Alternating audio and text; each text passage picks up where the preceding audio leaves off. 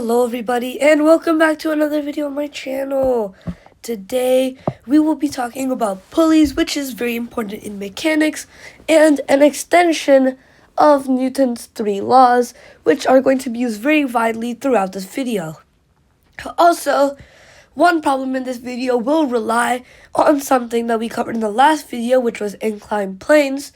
So, please make sure you go watch that video and the Newton's 3 law video before coming to this video and learning what I have to offer over here. So, without further ado, let's move on to the video. The first thing that we're going to be talking about is a force called tension. Now, normally, what will happen is you're going to have some sort of thing, like let's say this block, and then we have a string over here. Now this string over here connects the two blocks, and if I apply a force on one of those blocks, that force will get transferred to the string in the form of tension, and this tension will pull this other block with another acceleration. So that's essentially the basis of tension and the basis of pulleys. Now, the reason I'm not doing a whole video just based on tension is when I do a video on pulleys already cover tension, and there's a lot more problems online and just in general that you'll find on exams and other stuff about pulleys versus just pulling a block with a string attached to it. So that's basically the reason I'm choosing to do a video about pulleys. But now, let's get actually into what a pulley is. So, when I have a pulley, I'll draw a pulley like this. This is the thing that rotates the object, and I'll have two pieces of string on the side. Now, this string wraps around this all the way, and oftentimes we'll have it connected to these two blocks or some other objects. So basically, what's over here is, let's say this block is M1 and this is M2. What's going to happen is, since the string connects all the way, this will have a tension of T. Or another way, which is the better way, is tension is constant between two masses. So, now, since we're assuming that this pulley is light, which is something I probably should have said earlier, but we assume all our strings and our pulley is going to be light for this video, and maybe in the future I'll have a more advanced video showing what happens when the pulley is not light. So the tension is constant between two masses, and it changes when we don't. It changes after another mass. So, if we had this and another string connected to a mass of M3, this would have a different tension, and this would also have a different tension. So, that's essentially how this works, and how about 90% of our pulley problems are going to be solved. So I think that's about it for our explanation. That's pretty much all the new stuff you need to know about pulleys, and let's move on to solving some problems. Alright, so this is our first problem, where we have our light pulley, just something that connects it up to the ceiling, and two masses hanging from a piece of string.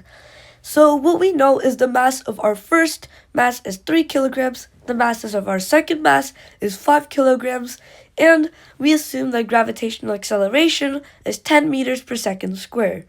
So first, find the acceleration of both blocks, and B, find the tension in the string. Now, for those of you that already know this video and that already know this type of concept, and you're using these videos to practice and work on that, make sure to pause the video and solve it on your own. And even if you're just learning this for the first time, it is a good idea to pause and try and solve it on your own. But for those of you who are still here and have not paused the video, let me walk through this problem with you. So the first thing is, let's look at mass of 1. Let's draw a free body diagram. So we have, this is our M1.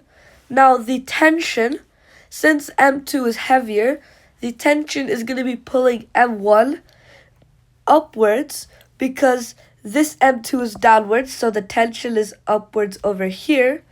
So the tension would also be upwards over here.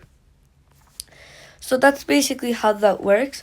So this is our force T, and downwards is M1G, or the weight of the object. So now we know that the net force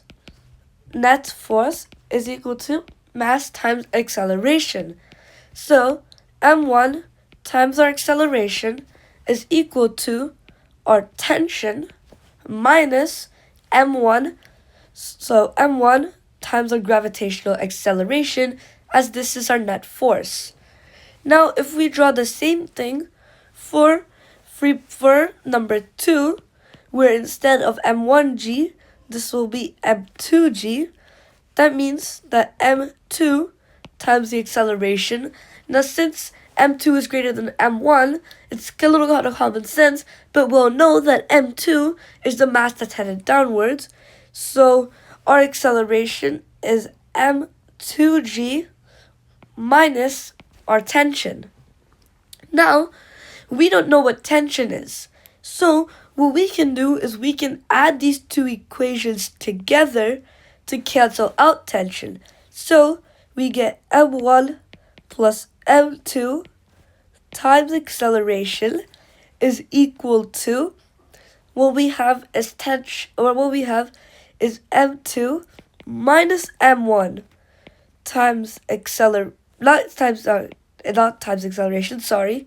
times gravity. So when we plug in all the values and we do this over here, our acceleration is equal to M1 plus M2. M2 minus M1, so 5 minus 3 over M1 plus M2, 5 plus 3 times gravitational acceleration, which is A is equal to G by 4, which is equal to 2.5 meters per second squared. And that is our answer to our first part of this question. Now, what we wanted to figure out is what our tension was. So let's use one of these equations. Let's use the first one. So M1 times the acceleration, so 2.5 times our mass, which is 3, is equal to tension minus M1, which is, again, 3 times gravitational acceleration, which is 10. This is going to be tension is equal to 7.5 plus 30, or our tension is going to be 37.5 newtons. And if we plug this into our other equation, that will also work for our answer. So that's our first problem done, and let's move on to our second problem. This is our second problem, and this problem involves a little less number plugging and more of understanding how algebra is involved within this problem. But first, let's say what this problem even is. So first of all, we have a pulley attached to the ceiling with M2 and M1 as different masses, where M1 is the mass on the left and M2 is the mass on the right. Now the thing with M1 is it's on an inclined plane with an angle of theta towards the ground. And this system is given to be in equilibrium. But what we want to do is we want to find the angle theta that allows this to happen. And let me add one thing in terms of M1 and M2. Now this problem is a little more basic form of some other problems that you might see on higher level exams, like the F is equal to MA exam, or something you might experience on an AP Physics final. So let's see how we can solve this problem. And as always, if you already love this concept and are using this channel for problems to study, or you're just trying to try this problem and see what you can do, go ahead and try and solve this problem. Feel free to pause the video and look at the end of this problem where I always have timestamps to make sure that if you're right on this problem. So, let's get started on this problem for those of you who have not paused and are starting to solve this. So, now we know that this system is in equilibrium. That means the acceleration on both masses is equal to 0. So, the net acceleration is equal to 0. That means the net force, F net, is equal to 0. So, that's going to be very useful, as let's get started on writing our first equation in terms of this net force. Now, since our net force is equal to 0, that means we have a tension, T2, pulling towards upwards, or just T pulling towards upwards, and the weight of M2 pulling downwards. So 0 is equal to T minus M2 times the gravitational acceleration, G. Now, what also is 0 is the acceleration on M1.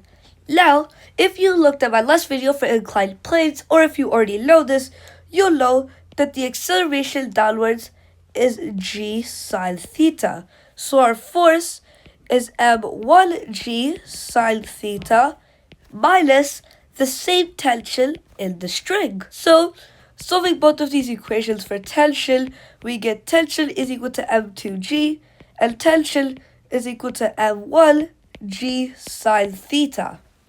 So, since both of these equations have tension over here, let's set them equal to each other. So, M2G is equal to M1G sine theta, and if we divide both sides by G and isolate sine theta, we get sine theta is equal to M2G divided by M1G. So, now that we have that, we can simplify and get sine theta is equal to M2 by M1, and taking the sine inverse of both sides, we get theta is equal to the sine inverse of M2 divided by M1, and that is the solution to this problem. So, that's really about it. Pretty basic algebra involved. Just the biggest thing is understanding that tension and the weight are the only really two big forces, and if those are equal, set the other forces equal to each other as tension is constant, and just do some very, very basic algebra to solve for theta. So, I guess that's about it. Thank you so much for watching this video. If you enjoyed, please make sure to like, subscribe, and turn on that notification bell for more awesome videos just like this. And if you have any suggestions, tips, or encouragement, please make sure to comment them down below so I can make this channel better for all of you. So, thank you so much. See you in the next one, and bye-bye.